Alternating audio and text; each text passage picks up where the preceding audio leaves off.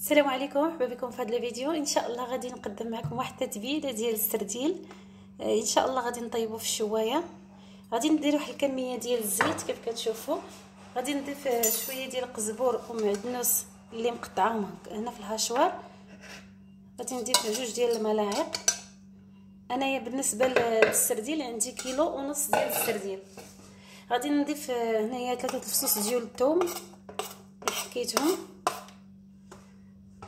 بالنسبه للتوابل غادي نضيف اول حاجه شويه ديال الملحه القياس، لان راكم عارفين الحوت كيكون شويه مالح.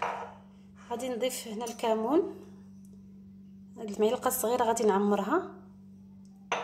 غادي نضيف معلقه صغيره عامره ديال الحرقوم. غادي نضيف واحد شويه، نزيد واحد شويه اخر. غادي نضيف هنايا القزبور يابس مطحون. صراحه البنات القزبور كيعطي واحد الطعم زوين. غادي نضيف هنايا نص معلقه ديال الابزار، ما كنبغيش البزار فيه كتير. وحتى التحميره غادي نضيف راس معلقه. وعندي هنايا شويه ديال التتبيله ديال الشاورما، غادي نضيف واحد شويه. غادي نمزج ان شاء الله المكونات مع بعض جيدا حتى ينسجموا. وغادي نضيف السردين.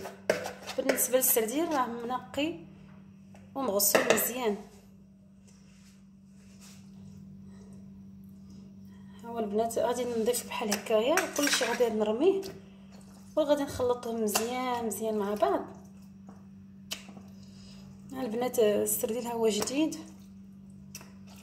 المهم غادي نديرو نضيفو كله. كنت دايره هنا في هاد الشبكه باش يستقطر.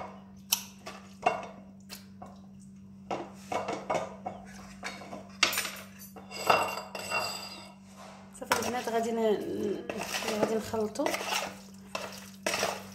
شوفوا البنات هيك عشوائي راه كيتخلط مزيان. كتخليوه على جنب حتى كتبغوا هكايا تشويوه صافي، وكتديروه هكا في الشوايه، كتستفيو في الشوايه. البنات خلطوا بحال هكا راه ما كيخسرش، ما كيتقطعش ما والو، لان السردين باقي جديد. كلشي كيتشرب هذيك الشرموله كيف كتشوف كله تشربها.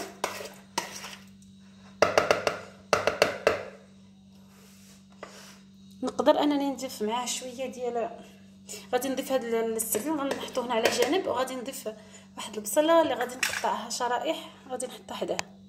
هو البنات كنديرو على جانب، في نفس الوقت كنشوف واش دخل ليه الشرموله، دخلات ولا لا. شفتوا البنات بحال هذا الشكل. كنبقى على هذا الشكل حتى كنكمل الكميه كلها. غادي نسدفو نحطو هكا.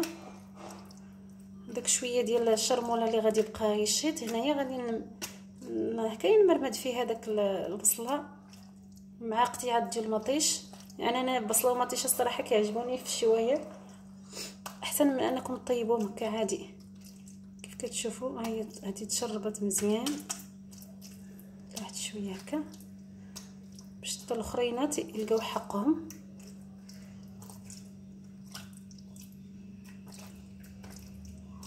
هذا صغير ولينا البنات.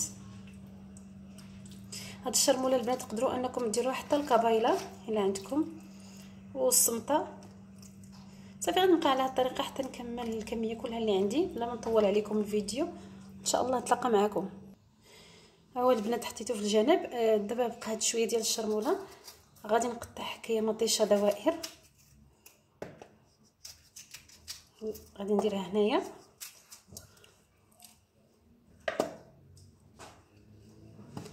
وغادي نجيب واحد البصيله. ها هي البنات قشرتها هكا تكون دايره باش غادي نحاول اننا نغلطهم واحد شويه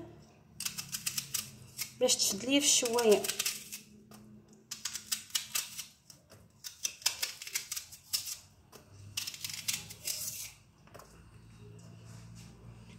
صافي البنات غادي نحاول انني هاد الشرموله نصيب فيها هاد البصله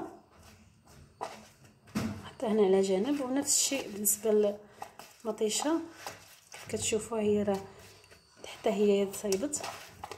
صافي على هذا الشكل.